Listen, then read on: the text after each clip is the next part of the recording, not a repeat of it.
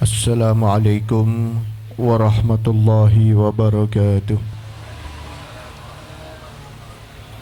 Alhamdulillah, wala hawla wala quwwata illa billah.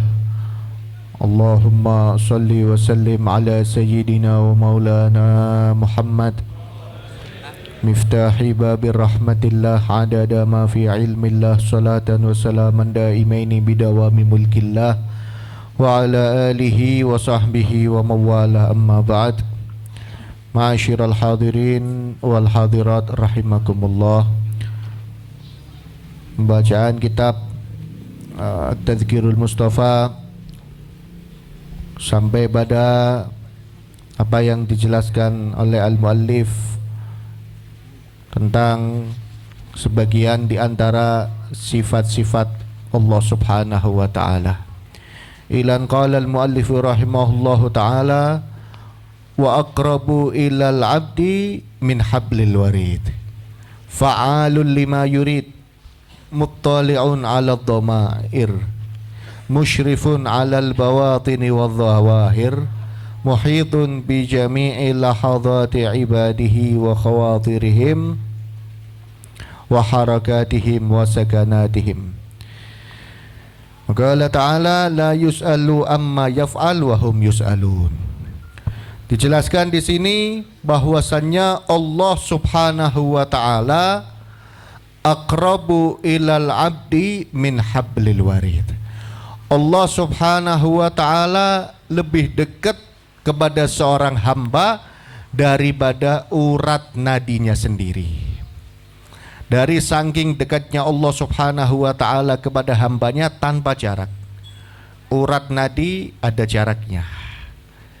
Allah Subhanahu wa ta'ala dekatnya dengan kita tanpa jarak. Apalagi dengan makhluk Allah Subhanahu wa ta'ala yang lain dengan selain kita. Kalau dengan urat nadi saja Allah lebih dekat kepada kita, apalagi dengan makhluk Allah yang lain. Maaf, kita kadang tanpa sengaja seakan-akan meyakini bahwa manusia lebih mampu menolong kita daripada Allah Subhanahu wa ta'ala. Sehingga ketika kita mempunyai keinginan sesuatu atau mempunyai masalah yang membutuhkan pertolongan, yang kita ingat, yang ada dalam memori kita adalah nama-nama orang yang mungkin bisa membantu kita. Kita menginginkan sesuatu, oh mungkin fulan punya, oh mungkin fulan bisa membantu, oh mungkin fulan yang bisa menolong. Padahal yang ditunggu oleh Allah Subhanahu wa ta'ala ketika kita menginginkan sesuatu, ketika kita mempunyai hajat, ketika kita terdesak, ketika kita butuh bantuan, yang ditunggu oleh Allah adalah kita menomorsatukan Allah Subhanahu wa ta'ala, yang langsung kita tuju bukan manusia tapi Allah Subhanahu wa ta'ala. Itu yang ditunggu oleh Allah Subhanahu wa ta'ala. Kalau manusia tidak menunggu permintaan kita, sampai dijelaskan wallahu yaghdabu in tarakta su'alahu wa bani adama yaghdabu hina yus'alu. Allah Subhanahu wa ta'ala akan marah ketika engkau tidak meminta kepadanya. Wa bani adama yaghdabu yus'alu. Dan manusia marah ketika dimintai. Allah akan marah ketika kita tidak minta kepadanya. Tapi kalau manusia marah ketika kita meminta kepada dia. Ketika satu hari, jangankan satu hari, beberapa saat saja kita tidak minta kepada Allah, Allah tunggu permintaan kita. Semakin lama kita tidak minta kepada Allah, semakin jauh hubungan kita dengan Allah Subhanahu wa ta'ala. Sehingga dikatakan ad-du'a'u mukhul ibadah. Doa itu otaknya ibadah. Kalau manusia hidup tanpa otak, ada manfaatnya apa enggak? Enggak ada. Ibadah tanpa kita doa, tanpa kita minta, ibadah kita tidak manfaat. Sebab ketika kita doa, ketika kita minta, itulah ikrar kehambaan kita kepada Allah Subhanahu wa Ta'ala. Itulah ikrar kemiskinan kita di hadapan Allah Subhanahu wa Ta'ala. Itulah ikrar bahwa kita manusia yang sangat membutuhkan Allah Subhanahu wa Ta'ala, dan itu yang sangat dicintai oleh Allah Subhanahu wa Ta'ala. Wa bani adama yaghdabu hina yus'alu. Kalau manusia paling marah dimintai. Jangankan teman, jangankan orang lain, orang tua kita saja. Kalau kita terus-menerus ngerepoti, kalau kita terus-menerus minta kepadanya, lama-lama orang tua kita enak juga sama kita. Kita punya orang tua misalkan masih hidup, kitanya udah sama-sama jadi orang tua. Bapak kita masih ada, ibu kita masih ada, kitanya sudah punya anak. Berarti kan sudah sama-sama bapak-bapak. Kemudian datang nih si anak kepada orang tua, Pak, gak punya duit buat beli beras, gak ada. Kasihan orang tua kita sama kita, kasihan orang tua tadi sama anaknya. Ya udah, ini ada 100.000, bawa tuh, beli sana beras sama lauk. 2 hari kemudian datang lagi, Pak, habis Pak 100.000-nya. Kasih lagi mungkin. 3 hari datang lagi tuh, bapak tadi pasti marahnya luar biasa. Kamu nih maksudnya apa? Udah punya anak, bukannya nyari duit sendiri, tapi tetap minta. Itu bapak kita yang katanya sayang sama kita. Ibu kita pun demikian. Kalau terus-menerus dimintai, lama-lama ibu kita akan mengatakan, ayo sana cari duit. Waktunya kamu ngasih ibu, bukan waktunya kamu minta kepada ibu. Tapi Allah Subhanahu wa Ta'ala, semakin sering kita minta, semakin cinta Allah kepada kita. Bahkan seandainya sendal jepit kita putus, kita minta gantinya kepada Allah, Allah cinta kepada kita. Itu yang diajarkan para ulama. Apa sih yang diajarkan para ulama? Ketika terjadi sesuatu yang kurang mengenakkan, yang kurang kita inginkan, walaupun itu ringan, walaupun itu sepele, ulama mengajarkan kepada kita doa. Apa itu doanya? Allahumma athibni fi musibati hadhihi wa akhluf li khairan minha. Gak bisa bahasa Arab, bahasa Indonesia gak apa-apa. Gak bisa bahasa Indonesia, bahasa Sunda gak apa-apa. Artinya seperti ini, ya Allah, berilah aku pahala dalam musibahku ini, dan ganti aku yang lebih baik dari musibah ini.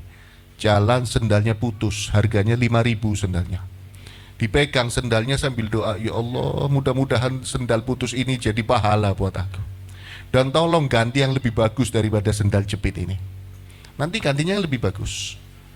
Tapi kalau langsung marah-marah, sial nih sendal lagi jalan cepetan, nggak ada pahala, nggak dapat ganti, dan bahaya itu karena menganggap Allah menurunkan sial dalam hidupnya. Berarti kan buruk sangka kepada Allah Subhanahu wa Ta'ala. Lagi cepetan, lagi mendesak, motornya rusak. Menganggap itu sebuah kesialan. Aduh, sial banget nih, lagi cepet-cepetan motor rusak. Padahal itu yang lagi ditunggu bukan kata-kata jeleknya dari Allah, tapi doanya. Ya Allah, lagi cepetan, motornya rusak, aku minta pahala dari kejadian ini ya Allah, dan tolong ganti yang lebih bagus dari musibah ini. Bisa jadi rezeki datang yang tak disangka-sangka, akhirnya bisa beli motor baru, bisa ganti mobil baru, atau dapat rezeki yang lain yang membahagiakan daripada kesedihan yang dialaminya itu tadi. Sekecil apapun, serahkan semuanya kepada Allah Subhanahu wa Ta'ala. Sebab Allah lebih dekat kepada kita daripada urat nadi kita. Ada sebuah cerita. Ada seorang ulama bernama Abu Hamzah. Nah, cuman kita mentok seperti ini mungkin belum mampu. Mudah-mudahan mampu. Jadi ada seorang ulama bernama Abu Hamzah Al-Khurasani. Suatu ketika Abu Hamzah ini berangkat dari kotanya, kota Khurasan, menuju Mekah untuk melaksanakan ibadah haji dengan berjalan kaki. Di saat dia lagi jalan, tiba-tiba dia terperosok masuk sumur. Terperosok masuk sumur. Di saat dia terperosok masuk sumur, dia mau teriak minta tolong. Kan wajar itu minta tolong. Kemudian hati kecilnya mengatakan, wahai Abu Hamzah, jangan minta tolong kepada manusia. Hati kecilnya, jangan minta tolong kepada manusia. Ada yang lebih dekat dari manusia kepadamu, yaitu Allah Subhanahu wa Ta'ala. Minta tolong sama Allah, jangan teriak. Ini ulama besar ini. Akhirnya dia nggak jadi teriak, diem. Dan ini cerita di dalam kitab An-Nawadir. Dia diem, nggak jadi minta tolong. Tengah-tengah dia diem, dia doa kepada Allah, ya Allah tolong angkat saya dari sumur ini. Di saat dia lagi doa, memohon, pasrah, tawakal 100% kepada Allah seperti itu, di atas sumur ada dua orang lagi ngobrol. Dua orang tadi, salah satunya ngomong sama temennya, ini sumur ditutup aja, biar nggak ada yang terperosok ke sini. Kalau dibiarkan terbuka, ini bisa ada yang terperosok. Padahal di dalamnya ada orang gitu. Kata dia, waduh ini minta tolong enggak ya? Minta tolong enggak? Hati kecil mengatakan, jangan teriak. Allah yang menolong kamu. Ayo doa lagi. Akhirnya salah satu orang tadi mengatakan, ya sudah kalau gitu saya cari kayu sama paku. Cari kayu sama paku, datang. Kemudian sama temennya dipaku itu sumur. Rapat. Abu Hamzah di situ. Hamzah, ya Allah, saya sudah mentok, tawakal, pasrah. Hanya engkau yang bisa memberi jalan keluar. Tidak lama kemudian kayu penutup tadi ada yang nginjek seperti sengaja dijebol gitu. Kemudian turun kaki besar luar biasa, berbulu kakinya. Kaki tadi goyang-goyang, seakan-akan memberi tanda ayo pegangan gitu. Akhirnya dicoba dipegang sama Abu Hamzah. Setelah dipegang, kaki tadi ngangkat ke atas sehingga Abu Hamzah ikut ketarik ke atas. Diletakkan di atas, ternyata itu adalah binatang buas yang sangat besar. Mungkin singa, hanya dikatakan binatang buas besar luar biasa. Kaget Abu Hamzah, ya Allah, keluar dari sumur ketemunya seperti ini. Setelah taruh di atas, selamat, binatang tadi meninggalkan Abu Hamzah begitu saja.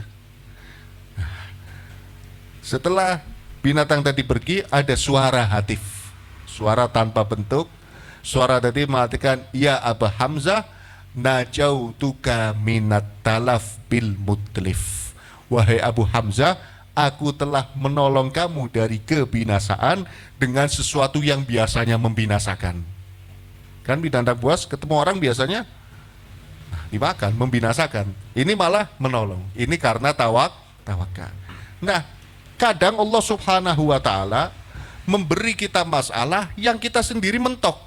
Udah minta tolong ke sana kemari, kok nggak ada jawabannya, kok nggak ada gambaran untuk jalan keluar. Itu bukan karena kita sial, tapi disitulah Allah lagi menunggu kita pasrah total 100% kepada Allah Subhanahu wa Ta'ala.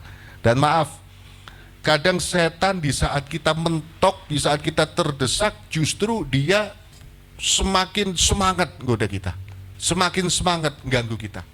Makanya dikatakan oleh para ulama, jangan sering-sering sumpek, karena rasa sumpek itu adalah tempat masuknya setan. Bahagia terus, punya duit nggak punya duit harus bahagia, karena bahagia itu pilihan. Karena bahagia itu pilihan, bukan karena duit. Punya duit kalau milih sumpek ya hatinya sumpek, nggak punya duit milih bahagia ya tetap bahagia. Kalau nggak percaya praktekkan. Yang nggak punya duit coba berdiri sambil mengatakan aku bahagia.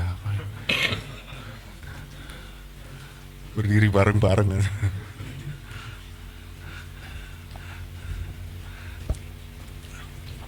Itu tawakal lagi ditunggu oleh Allah Subhanahu wa Ta'ala.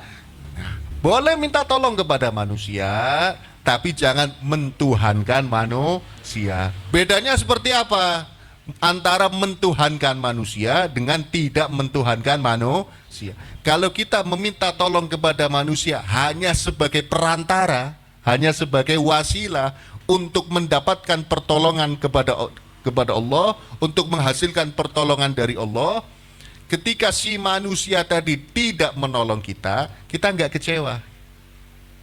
Kita nggak kecewa.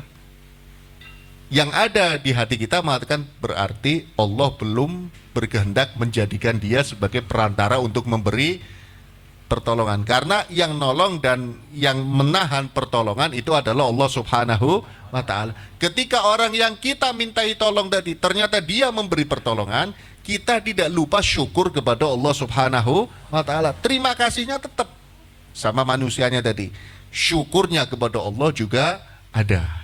Sebab nggak terima kasih sama manusia juga kurang ajar. Dikasih nggak terima kasih, nih saya tolong kamu, ini ada duit, kau nggak terima kasih, enggak, saya mau syukur sama Allah, kamu cuma perantara. Itu dikatakan dalam hadis, man lam yashkurin nas lam yashkurillah. Orang yang tidak pandai berterima kasih kepada manusia, dia tidak akan pandai bersyukur kepada Allah Subhanahu wa ta'ala. Lah kok bisa? Lah yang kelihatan aja nggak diterima kasihi, apalagi Allah yang tidak bisa kita lihat, yang kita tidak mampu untuk melihatnya. Bagaimana kita bisa terima kasih? Bagaimana kita bisa syukur? Minta pertolongan dari Allah. Doa pun mutlak 100% dihaturkan kepada Allah.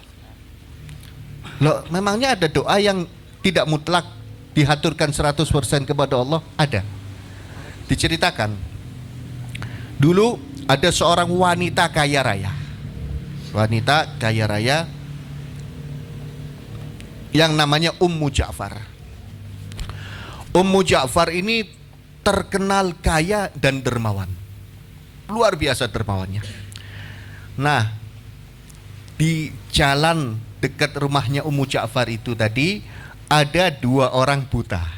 Jadi dua-duanya buta. Dua-duanya buta duduk di dekat rumahnya Ummu Ja'far. Dan dua-duanya selalu doa. Doanya suaranya keras.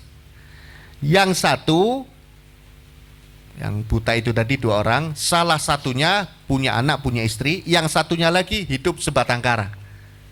Nggak punya anak, nggak punya istri. Yang punya anak, punya istri selalu doa, Allah marzuqni min fadlika. Ya Allah, beri aku karunia dari karuniamu. Ya Allah, beri aku rezeki dari karuniamu. Itu doa yang dipanjatkan oleh orang buta yang punya anak, punya istri. Nah, orang buta yang hidup sendirian, yang nggak punya anak, nggak punya istri, doanya nggak seperti itu. Dia doa sama Allah tapi nggak pasrah total. Apa doanya? Allah marzuqni min fadli ummi Ja'far. Ya Allah, beri aku rezeki dari karunianya Ummu Ja'far, dari kebaikannya Ummu Ja'far. Maksudnya dia minta agar Allah menggerakkan Ummu Ja'far untuk ngasih dia. Ini doa benar, tapi nggak pasrah total 100%. Doa ini akhirnya lama-lama kabar tersebut sampai kepada Ummu Ja'far. Ada yang ngasih kabar, Ummu Ja'far tuh di depan sana ada 2 orang buta, yang satu doa minta karunia dari Allah, yang satu doa kepada Allah tapi minta karuniamu, minta kebaikanmu. Akhirnya kata Ummu Ja'far suruhan, ya sudah saya mau ngasih. Ummu Ja'far mengatakan sama yang disuruh tadi, kasihkan ini uang 2 dirham, kasihkan kepada orang yang minta karunia dari Allah, yang minta karunia dari Allah, kasihkan ini uang 2 dirham. Nah, orang yang minta kepada Allah tapi pengen karuniaku, kasih ini 2 potong roti, di tengahnya ayam bakar. 2 potong roti, di tengahnya ayam bakar. Di perutnya ayam bakar tadi sama Ummu Ja'far dimasukkan uang 300 dirham. Di perutnya tadi dimasukkan uang 300 dirham. Kasihkan sana. Ini yang roti kasih orang yang minta kepada Allah tapi mintanya karuniaku, minta kebaikanku. Yang 2 dirham kasih kepada orang yang minta kebaikan Allah Subhanahu wa ta'ala. Berarti dapatnya gede mana? Yang minta karunianya Ummu Ja'far. Kasihkan kata Ummu Ja'far. Kasihkan. Apa yang terjadi? yang buta yang hidup sendirian itu tadi nerima 2 potong roti tersebut nggak seneng dia. Ummu Ja'far cuma ngasihnya 2 potong roti sama ayam bakar, padahal di dalamnya ada uang 300 dirham karena dia nggak bisa ngelihat, buta, dan uangnya disimpan di perutnya ayam. Nah yang minta karunia dari Allah seneng dia, alhamdulillah. Ummu Ja'far ngasihnya 2 dirham. Denger ini yang dapat roti, udah gini aja, aku nggak mau roti ini, sini uangnya 2 dirham, tukeran aja sama roti. Tukeran sama roti. Kata yang buta tadi, ya udah nggak apa-apa, tuh kamu ambil 2 dirham, sini rotinya, mau aku kasihkan sama anak istriku. Ini karunia dari Allah, dapatnya ini berarti. Ini sudah dapat 2 dirham, dan itu berlaku selama sebulan. Selama sebulan. Jadi 300 dirham kali 30, 9.000 dirham. Setelah 1 bulan, Ummu Ja'far suruhan orang, coba tanyakan sama 2 orang itu tadi. Tanyakan dulu sama yang minta karunia kepada Allah, minta kepada Allah tapi pengen karuniaku. Tanyakan apa yang terjadi sama dia. Apakah karuniaku sudah mencukupi dia atau belum, kata Ummu Ja'far. Datang nih suruhannya Ummu Ja'far, tanya sama si buta yang hidupnya sendirian. Gimana kabarmu? Sehat? Sehat? Ummu Ja'far, pemberiannya sudah mencukupi kamu apa belum? Belum. Tiap hari cuma dikasih 2 potong roti. Untungnya itu yang buta satunya mau ditukar 2 dirham. Kalau enggak saya cuma dapat 2 potong roti. Jadi selama ini kamu dapat berapa? Dapat 60 dirham. Sehari 2 dirham, tapi belum cukup. Lapor ini ke Ummu Ja'far. Wahai Ummu Ja'far, katanya belum cukup. Sekarang tanyakan kepada yang dapat 2 potong roti. Kamu minta karunia dari Allah? Iya. Terus dapat apa? Dapat 2 potong roti dari Ummu Ja'far, terus ada ayamnya. Tapi itu hasil tukeran sama ini yang samping saya. Apa cuman itu dapatnya? Iya, cuman itu. Apa sih yang dikasih lagi sama Ummu Ja'far? Coba tanyakan. Ternyata yang disuruh juga nggak tahu kalau di dalamnya itu ada uang 300 dirham. Balik lagi yang disuruh ke tempatnya Ummu Ja'far. Ummu Ja'far, dia tanya, apa sih yang dikasih kamu? Yang aku kasih di ekor ayam itu, di perut ayam tadi ada uang 300 dirham. Hanya dia sampaikan. Ummu Ja'far mengatakan di perut ekor ayam tadi ada 300 dirham. Dia tanya sama keluarganya, bener, kita udah punya uang 9.000 dirham. Di situ Ummu Ja'far mengatakan, tuh lihat, yang minta karunia Allah tetap dapatnya lebih banyak. Yang minta karuniaku dapatnya cuma 2 dirham. Makanya kita minta karunia Allah Subhanahu wa ta'ala. Jangan minta karunia manusia. Tapi bukan berarti nganggur terus doa. No. Usaha tetap, tapi kita yakin bahwa yang menentukan hasil adalah Allah Subhanahu wa ta'ala. Muttali'un 'ala dhamair.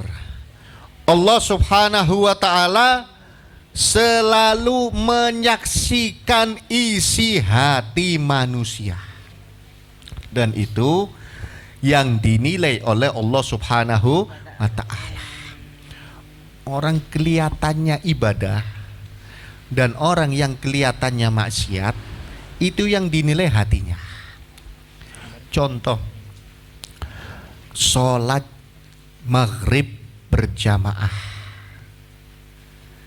kalau dibandingkan nongkrong maghrib berjamaah, itu kira-kira lebih baik mana?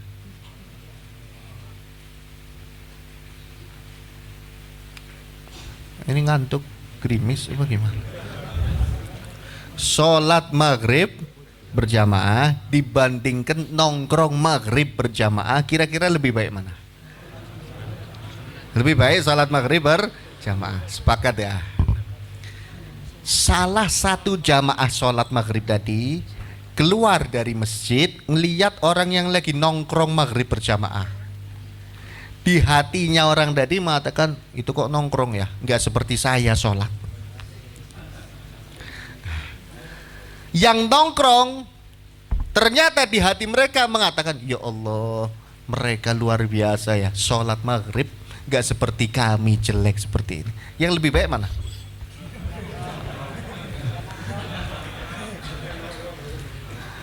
Ini lebih baik mana? Yang nongkrong.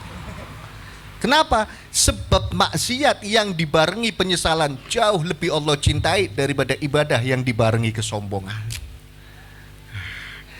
Itu yang dinilai oleh Allah Subhanahu wa ta'ala. Isi hati.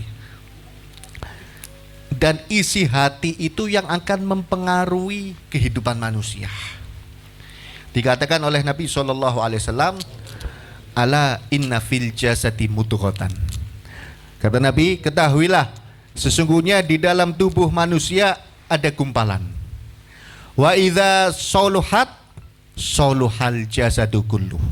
Apabila gumpalan tersebut baik, maka semua anggota badannya akan baik. Wa idza fasadat fasadal jasadu kulluh. Apabila gumpalan tersebut rusak, maka semua anggota badannya akan rusak. Ala wahyal qalbu, kata Nabi, ketahuilah gumpalan tersebut adalah hati. Kalau hatinya seseorang baik, maka perilakunya baik. Hatinya jelek, perilakunya jelek. Hatinya jelek, kelihatannya ibadah, kapan waktunya akan terbuka itu kejelekannya. Orang nakalnya seperti apa, tapi hatinya bersih, baik, kapan waktunya dia berubah akan menjadi baik. Makanya kita perhatikan hati kita. Dan memperhatikan hati itu jauh lebih sulit daripada memperhatikan anggota tubuh kita. Sebab kalau orang anggota tubuhnya sakit, langsung sadar. Tapi kalau hatinya sakit, nggak sadar-sadar. Bukan sakit hati, tapi hatinya sakit. Kalau sakit hati paling gampang sadar, sebab semua orang merasa sakit hati semuanya. Tapi kalau hati sakit, itu beda lagi. Sakit hati itu merasa terhina, merasa tersinggung, merasa disakiti, merasa dizolimi. Itu semuanya seperti itu. Karena kebanyakan nonton drama soalnya. Jadi akhirnya hidupnya ini, kalau bahasa sekarangnya ini lebay gitu. Sedikit-sedikit didramatisir, sedikit-sedikit didramatisir. Ini bukan sinetron, ini kehidupan nyata. Tapi penyakit hati ini yang kita nggak sadar. Penyakit hati itu macam-macam. Sombong, penyakit hati.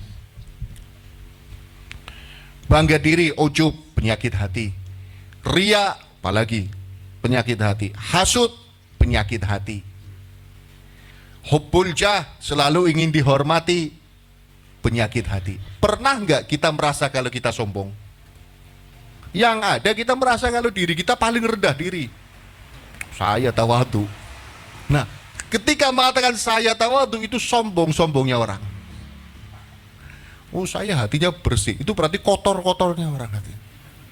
Oh, saya nggak hasud. Hati-hati kalau ada orang mengatakan sama kita, saya nggak hasud, itu bisa jadi lagi hasud sama kita. Gitu. Bener. Orang yang merasa dirinya sombong itu orang baik. Merasa dirinya sombong. Orang yang merasa dirinya ria itu orang baik. Berarti dia sadar hatinya lagi sakit. Orang yang merasa dirinya ujub itu orang baik. Ini sesuai yang dikatakan oleh Siti Aisyah. Siti Aisyah pernah ditanya oleh ayahandanya, sahabat Abu Bakar. Ya Aisyah, kaifa arafna annana muhsinun? Wahai Aisyah, bagaimana kami tahu kalau kami ini orang baik? Yang tanya ayahnya sendiri. Ayah tanya sama putrinya.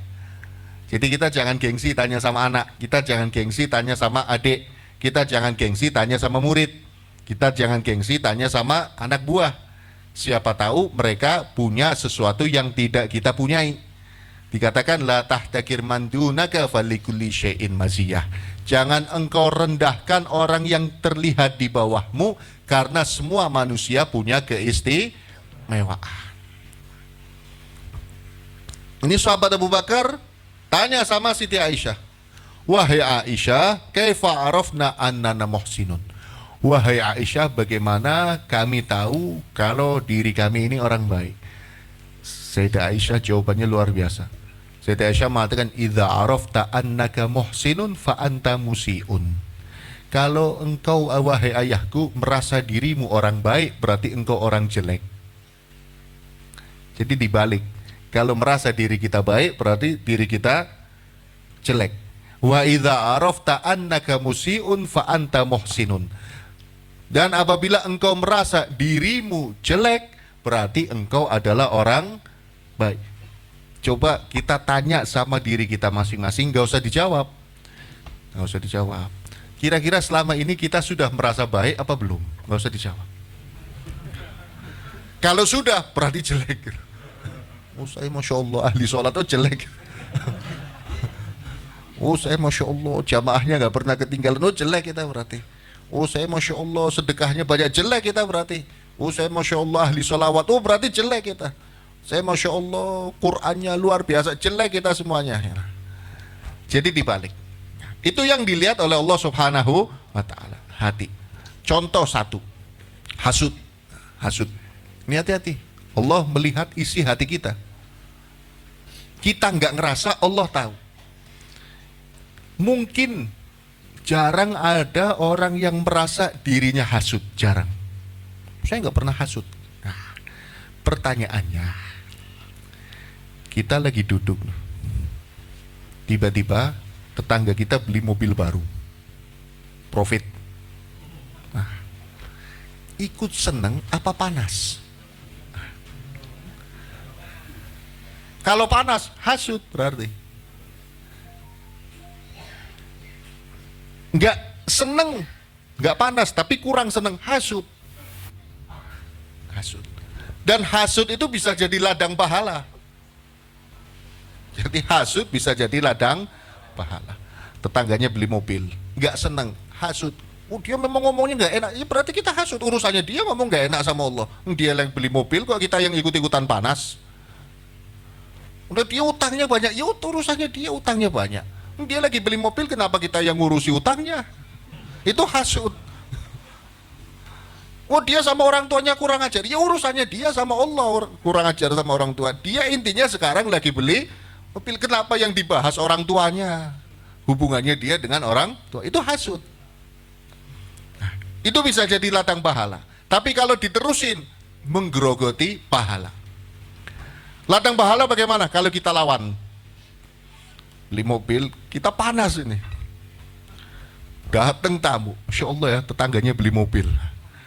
Kita lawan, iya alhamdulillah saya ikut senang. Padahal lagi panas ini. Itu pahala. Oh munafik, enggak munafik. Ini pahala. Karena kita lagi berusaha melawan hawa nafsu. Luar biasa, memang Masya Allah itu orang baik. Jadi rezekinya baik. Padahal ini lagi mendidih. Tapi di saat kita ikuti perasaan kita, itu baru dosa. Dan itu menggerogoti ibadah. Beli mobil ya, kredit paling. Padahal kita belum tahu kredit apa enggaknya. Kok tahu kredit itu plat nomornya terakhirnya X, berarti kredit.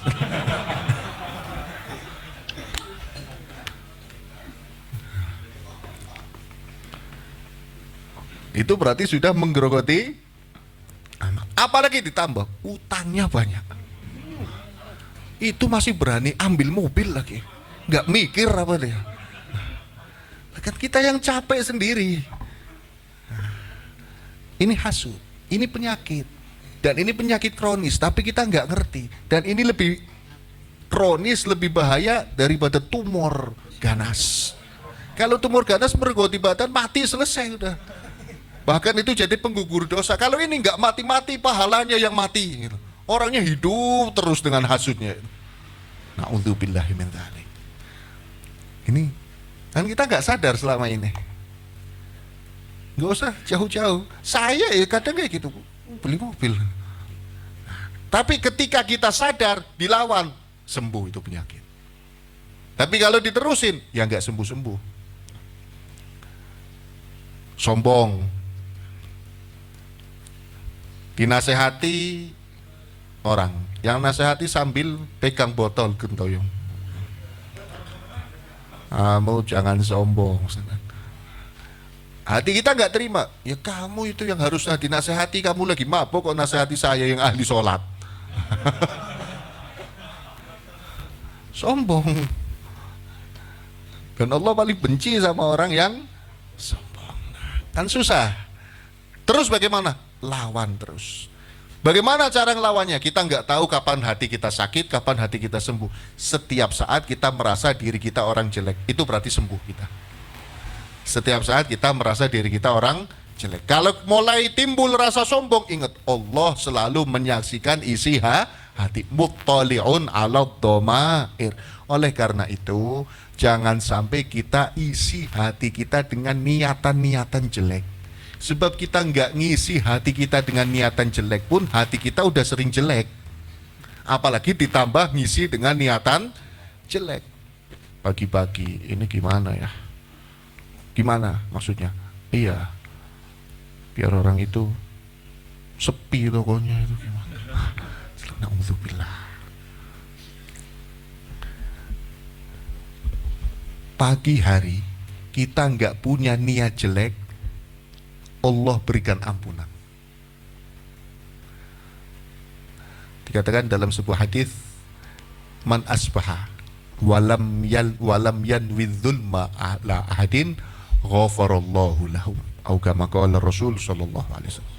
Barang siapa yang memasuki waktu pagi, nggak ada niat jelek, nggak ada niat zalim kepada satu orang pun, Allah ampuni dosanya. Apalagi kalau niat baik, nggak ada niat jelek, sudah dapat ampunan. Kan luar biasa Islam ini kalau kita tahu ilmunya. Pagi duduk mensyukuri nikmat, alhamdulillah mata saya masih sehat, alhamdulillah mulut masih bisa ngomong, ada rasanya, hidung masih bisa nyium. Kalau mulut nggak ada rasanya, hidung nggak bisa nyium, kan karantina itu.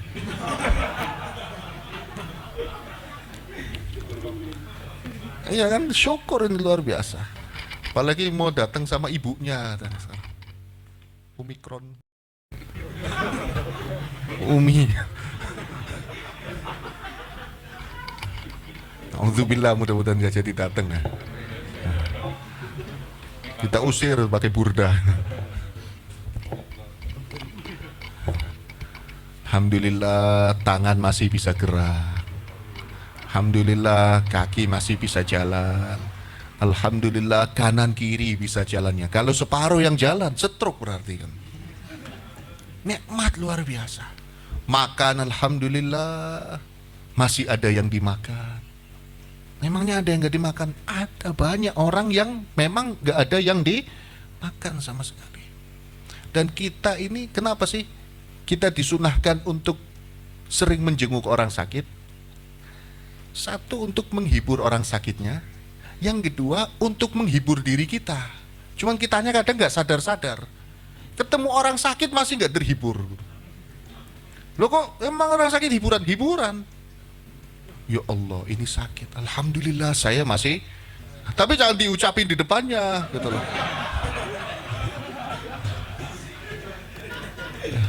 Alhamdulillah ya saya masih sehat. Ini langsung kejang-kejang orang. Itu memang doa yang diajarkan oleh Nabi. Ada sebuah doa ketika menjenguk orang sakit, cuman jangan dibaca keras. Apa doanya? Alhamdulillahilladzi afani mimma btala bihi katsiran min khalqih. Alhamdulillah, puji syukur bagi Allah yang telah menyelamatkanku dari apa yang biasa Allah timpakan dari bencana kepada hambanya. Termasuk sakit kan bencana. Tapi jangan diucapkan keras-keras. Kasih hiburan, mudah-mudahan cepat sehat, pasrah sama Allah, tawakal, yang tenang hatinya, itu obat. Dan sakit ini penghapus dosa, mudah-mudahan dosanya diampuni. Terus doa yang baik, habis itu keluar kita, alhamdulillah saya nggak sakit seperti itu. Nah, kadang kita nggak sadar, jenguk orang sakit, oh iya sobat sehat, keluar ini utang kapan lunas, uang duit, kapan terhiburnya gitu. Lah kalau nggak terhibur berarti kita belum bisa syukur kepada Allah Subhanahu wa Ta'ala. Sebab syukur kita bisa hidup bahagia, kita bisa hidup dengan terhibur kalau di hati kita ada syukur kepada Allah Subhanahu wa Ta'ala. Jamnya mati ini. Jam 11 kurang seperempat. Nah terakhir, ma'asyiral hadirin wal hadirat, malam ini kita masuk tanggal 1 Rajab. Dalam sebuah hadis Nabi SAW bersabda, khamsul layalin la yuraddu fihinna du'a. Ada 5 malam Allah tidak akan menolak doa, langsung diterima. Di antaranya awwalul lailatin min Rajab, malam pertama bulan Rajab. Doa apapun pasti diterima. Dan jangan kecil hati di hadapan Allah Subhanahu wa taala. Jangan minder di hadapan Allah. Setan ini pinter sekali goda manusia. Udah yakin, kadang setan datang dengan merasuki kita tapi dengan perasaan tawadu. Kamu banyak dosa, nggak mungkin diijabah doanya sama Allah. Akhirnya kitanya yang mau pede dengan doa nggak jadi, iya ya saya banyak dosa. Walaupun malam 1 Rajab kalau banyak dosa ya nggak mungkin diijabah oleh Allah. Kita ingat ceritanya iblis diusir dari rahmat Allah. Iblis mengatakan, Rabbi anzirni ila yaumi yub'atsun. Ya Allah, beri aku kesempatan untuk goda manusia sampai hari kiamat. Diijabah sama Allah doanya iblis. Innaka minal mundzirin. Ya sudah, aku kasih kesempatan wahai iblis. Iblis doa diijabah oleh Allah Subhanahu wa taala. Apalagi kita, bukan kita sombong. Paling tidak kita kan pernah sholat. Paling tidak di hati kita ada iman. Paling tidak di hati kita ada cinta kepada Nabi Muhammad. Paling tidak kita pernah hadir majelis. Paling tidak kita pernah sholawat. Paling tidak kita pernah istighfar. Yakin kepada Allah Subhanahu wa ta'ala agar doanya diijabah. Sebab walaupun di malam istijabah seperti ini, kalau kitanya udah nggak yakin pun nggak jadi itu doa. Tapi kalau yakin, berhasil. Doa, silahkan doa yang banyak. Doa urusan dunia silahkan, karena dunia ini milik Allah Subhanahu wa ta'ala. Yang penting jangan niat yang jelek-jelek. Oh mumpung 1 Rajab, itu tetangga saya biar miskin, itu bikin panas saja. Oh jangan. Itu balik kepada kita. Doa, kalau orang-orang sekarang mengatakan semesta itu bulat, jadi pasti akan kembali. Nah, itu ilmu sekarang. Jauh sebelum itu Nabi sudah menjelaskan kepada kita. Apa yang kita ucapkan, malaikat yang jawab kepada kita. Walaka mithlu dzalik. Kamu pun seperti itu. Jadi kalau kita doa jelek, lihat orang naik motor ngebut, celaka. Malaikat jawab, walaka mithlu dzalik. Kamu juga seperti itu. Gimana? Jadi doanya yang baik, omongannya yang baik. Cuman jangan lupakan urusan akhirat. Jangan lupakan urusan akhirat. Ini sebagai penutup. Kita jangan kalah dengan wanita yang ada di zaman Nabiullah Musa alaihissalam. Kita umat Nabi Muhammad, umat yang paling istimewa, umat yang paling dimuliakan oleh Allah Subhanahu wa ta'ala. Jadi harus lebih segalanya daripada umat-umat sebelum kita. Diceritakan di zaman Nabi Musa. Nabi Musa mendapatkan perintah dari Allah Subhanahu wa ta'ala untuk mengangkat jasad seorang nabi yang dikuburkan di dasar sungai Nil. Jadi ada nabi meninggal dikuburkan di dasar sungai Nil. Nabi Musa diperintahkan oleh Allah untuk mengangkat jasad tersebut. Akhirnya Nabi Musa bertanya kepada Allah, ya Allah, itu jasadnya dikuburkan di mana? Sebab sungai Nil begitu panjang ya Allah. Allah mengatakan kepada Nabi Musa, wahai Musa, kamu telusuri aja tepian sungai Nil, nanti kamu akan ketemu wanita tua yang hidup sendirian di tepian sungai Nil. Tanya sama wanita itu, dia tahu di mana jasad Nabi tersebut dikuburkan. Baik, wahai Allah. Akhirnya Nabi Musa mulai menelusuri tepian sungai Nil, sampai Nabi Musa melihat ada wanita lagi duduk sendirian di tepian sungai Nil. Nabi Musa datang, Nabi Musa tanya sama ibu tadi, wahai ibu, apakah kamu tinggal sendirian di sini? Iya, aku tinggal sendirian di sini. Oh, ini berarti wanitanya. Wahai ibu, tolong tunjukkan kepadaku di mana Nabi yang jasadnya dikuburkan di sini. Kuburannya di mana? Si wanita tadi mengatakan kepada Nabi Musa, engkau pasti Musa alaihissalam. Benar wahai ibu, dari mana engkau tahu aku Musa? Ya, sebab ayahku sebelum meninggal berwasiat, kamu tidak akan mati sampai kamu ketemu Musa, seorang utusan Allah Subhanahu wa ta'ala. dan dia akan bertanya, di mana jasad Nabi yang dikuburkan di dasar sungai Nil? Tunjukkan kepada dia. Kata Nabi Musa, benar aku Musa dan aku diperintahkan oleh Allah untuk bertanya kepadamu wahai ibu. Si wanita tadi mengatakan, wahai Musa, tidak akan aku tunjukkan jasad tersebut sampai engkau penuhi 3 permintaanku. Nabi Musa mengatakan, wahai ibu, ini perintah Allah. Iya, mintakan sama Allah 3 permintaanku, nanti aku tunjukkan. Apa saja? Pertama, aku minta biar aku kembali muda lagi. Wahai ibu, ini perintah Allah. Sampaikan wahai Musa. Akhirnya Nabi Musa mengatakan kepada Allah, ya Allah, ini aku sudah ketemu wanitanya, tapi dia tidak mau memberitahu sampai permintaannya dikabulkan. Apa Musa? Pertama minta dia muda. Sudah aku ijabah. Nabi Musa lihat, iya sudah muda lagi. Kemudian apa lagi Bu? Mintakan kepada Allah wahai Musa agar aku lebih cantik daripada dulu. Akhirnya Nabi Musa mengatakan lagi kepada Allah, ya Allah, dia minta lebih cantik daripada dulunya. Sudah aku ijabah wahai Musa. Nabi Musa lihat, iya lebih cantik. Kemudian yang ketiga apa wahai ibu? Minta wahai Musa biar kamu cinta sama aku. Bingung ini Nabi Musa. Waduh, ini permintaan kok nggak selesai-selesai. Nggak ada yang lain, nggak bisa. Ini Nabi Musa menyampaikan kepada Allah, ya Allah, ini permintaan terakhir. Katanya biar aku cinta kepada dia. Sudah aku ijabah wahai Musa. Langsung Nabi Musa cinta sama wanita tadi. Nabi Musa mengatakan, wahai ibu, sekarang aku cinta, bagaimana? Ya sudah, nikah kalau cinta. Akhirnya dinikah. Setelah dinikah, wanita tadi mengatakan, wahai Musa, kenapa aku minta 3 hal itu? Pertama muda, kemudian cantik, kemudian cinta. Pertama wahai Musa, aku muda agar aku kuat fisiknya, jadi aku bisa membantu dakwahmu. Yang kedua, aku cantik bukan untuk diriku, tapi untuk membahagiakanmu wahai Musa, engkau utusan Allah, masa mau nikah sama wanita jelek? Yang ketiga, kenapa aku minta agar engkau cinta? Agar engkau cinta dan nikah dengan aku. Kalau aku minta engkau nikah dengan aku tanpa rasa cinta, berarti aku merepotkanmu wahai Musa. Engkau cinta jadi nikahnya tanpa terpaksa. Terus untuk apa aku nikah? Kalau di dunia saja bareng dengan engkau, berarti nanti di akhirat juga bareng. Jadi kelihatannya urusan dunia, tapi ternyata tujuannya akhirat. Kita minta yang banyak terserah. Ya Allah, saya minta uang setiap hari 1 miliar. Jadi setiap hari saya mau bangun masjid dana pribadi. Ya Allah, saya minta uang yang gampang datangnya, biar saya juga ibadahnya nggak terganggu. Ya Allah, saya minta meninggalnya husnul khotimah terus. Mumpung malam 1 Rajab, yakin aja doa kita diijabah oleh Allah Subhanahu wa taala.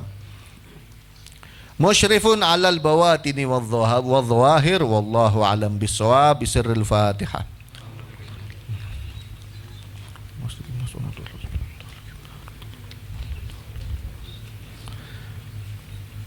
Rabbana taqabbal minna innaka antas samiul alim wa tub alaina innaka antat tawwabur rahim. Subhana rabbika rabbil izzati amma yasifun wa salamun alal mursalin walhamdulillahi rabbil alamin. Ini saja yang bisa saya sampaikan, mudah-mudahan ada manfaatnya, kurang lebihnya mohon maaf. Billahi taufiq wal hidayah wa ridha wal inayah wal afu minkum. Assalamualaikum warahmatullahi wabarakatuh.